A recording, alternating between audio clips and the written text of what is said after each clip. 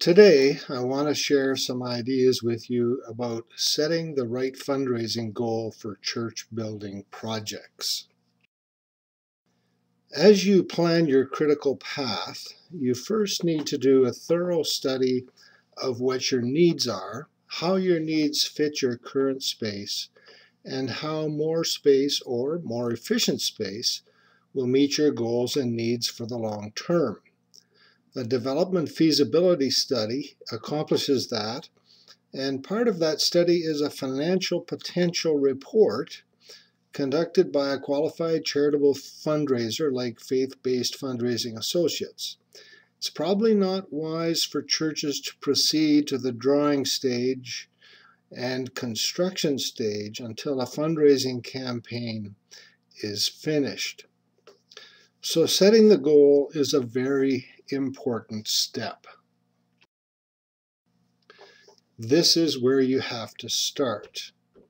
If your goal is set too high and you don't reach it, it's very demoralizing for your congregation.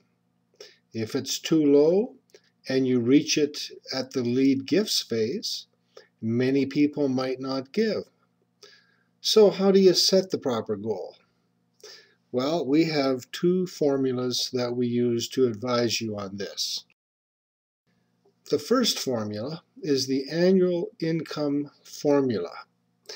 This means that you should be able to raise between 2 and 3 times your annual income over 3 years at plus liquid assets, of course.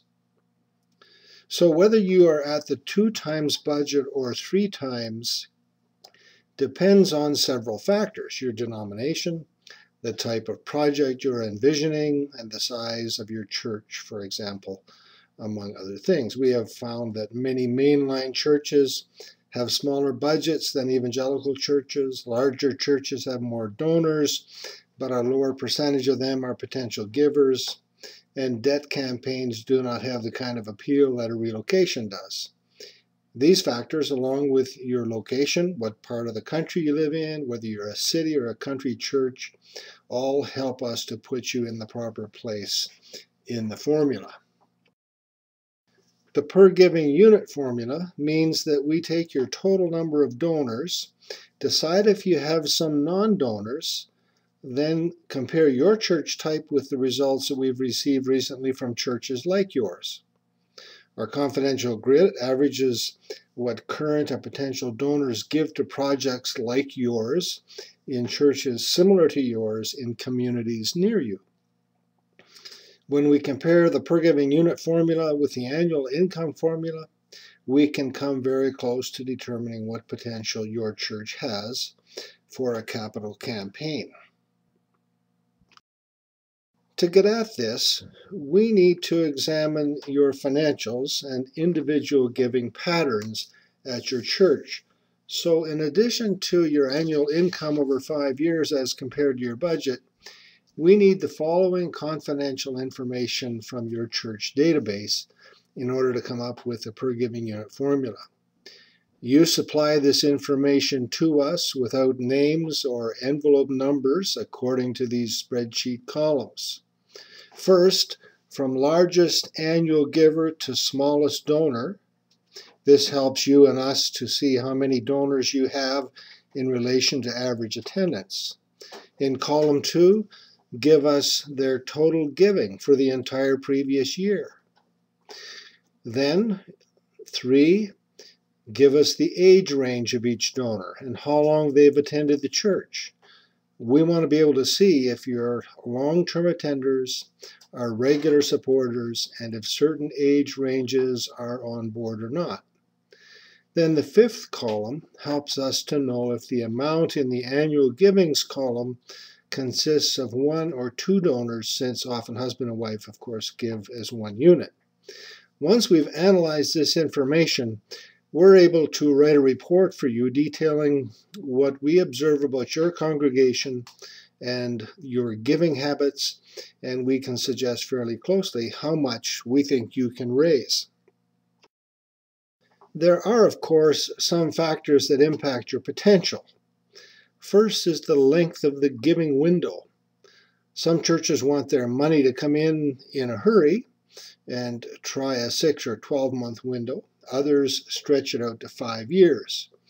We have found that a 3-year giving window of time is best for people to make a commitment. If it's shorter than that, it limits your overall potential. If it's longer, people tend to lose interest. Second, we recommend that you start your construction within 6 months of the completion of the campaign if you're doing a renovation or a new build. This gives incentive for people to give over the 3-year period and provides opportunities for you to take people on a visit of the new facility as it progresses.